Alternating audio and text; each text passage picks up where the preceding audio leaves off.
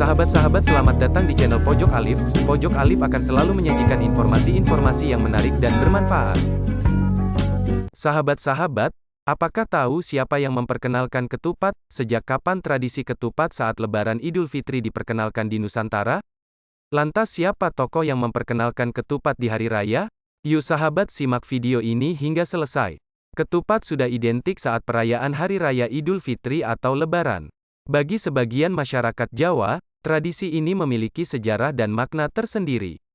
Seperti dilansir detik.com, melalui situs Dinas Kebudayaan di Yogyakarta, yang memperkenalkan ketupat adalah Sunan Kalijaga, Raden Mas Sahid, anggota Wali Songo yang dikenal dengan panggilan Sunan Kalijaga ini memperkenalkan ketupat, simbol yang sebelumnya sudah dikenal masyarakat, dalam perayaan Lebaran atau Hari Raya Idul Fitri.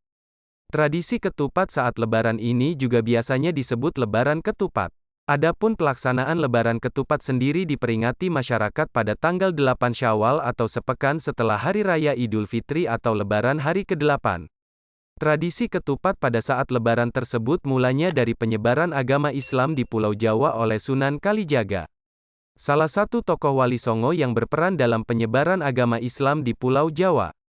Tradisi Lebaran Ketupat, yang berasal dari wilayah pesisir utara Jawa, tempat awal penyebaran Islam, tak kuat pengaruhnya di pedalaman. Hanya sejumlah wilayah pesisir utara yang masih menganggap Lebaran Ketupat, biasa disebut Hari Raya Kecil, sebagai Lebaran sebenarnya seperti Kudus, Pati, dan Rembang. Meski begitu, secara esensial tidak ada yang membedakan antara Lebaran Ketupat dengan Lebaran pada Hari Raya Idul Fitri. Keduanya punya makna yang sama. Lantas apa makna ketupat yang jadi makanan khas saat Lebaran?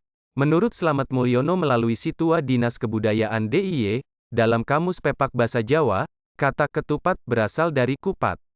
Parafrase kupat adalah ngaku lepat, yang artinya mengaku bersalah.